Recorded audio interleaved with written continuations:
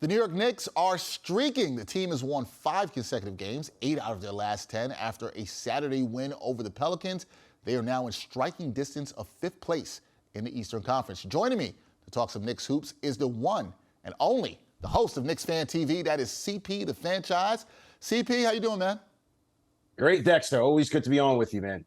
Good. I like being able to talk to you when the Knicks are streaking. Sometimes they've been down. Now we're getting to talk when they've been playing really good. And they've been playing quite well lately, CP. What do you like that you're seeing from this team during this winning streak? There's a lot to like, Dexter. 5-game winning streak. The Knicks are now 8 games over 500. One of the best records on the road as well. And now they're a couple games above 500 at home. And it's their 2 stars, Julius Randle and Jalen Brunson, leading the way. Julius Randle continues to be hot in the first quarter. And I think that sets a good tone for the rest of the team as they rally behind their stars. But not only that, this Knicks team, Dexter, over the last 5 games, they've led the NBA in net rating. They're scoring a scorching 123 points per game, so their offense is on an uptick, and their bench has been great. Josh Hart acquisition, they are now 5-0 since Josh Hart has been on the team. Immanuel Quickley has been great off the bench. You're getting great hustle plays and rebounding from Isaiah Hartenstein. Now Mitchell Robinson is coming back into the fold healthy, and RJ Barrett with a solid game last night as a playmaker. The Knicks are getting contributions from just about everyone in this rotation. You mentioned Immanuel Quickley, who continues to ball out here, CP. Do you think IQ should be getting some love for Sixth Man of the Year?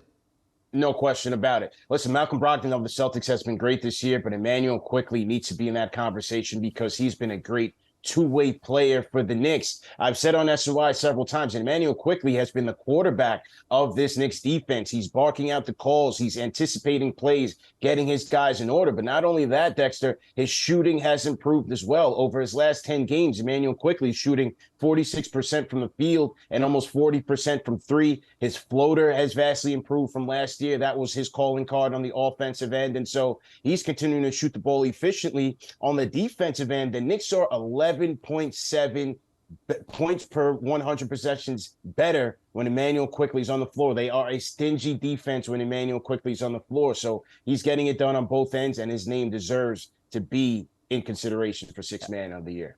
Absolutely. Immanuel Quickley has developed into a pretty nice two-way player for the Knickerbockers. Now, CP, the next 4 games, they're against Eastern Conference opponents who made the playoffs last year, and they're in the thick of the current playoff race.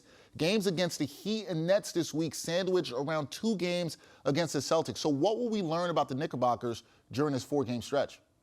Multiple things. This is a big week for the Knicks and a big test. When you look at the Miami Heat, the Knicks have there's 4 games against the Miami Heat. They've already won 1. You're going to look to they should look to win the season series against the Miami Heat. They are continuing to separate themselves from the Heat, now up 2.5 games on the Heat for that 6th spot in the East. And so you want to go out there and try to win those season series, and they have a big test in Miami this week against the Nets. The Knicks have a chance to catch the Nets for that 5th spot.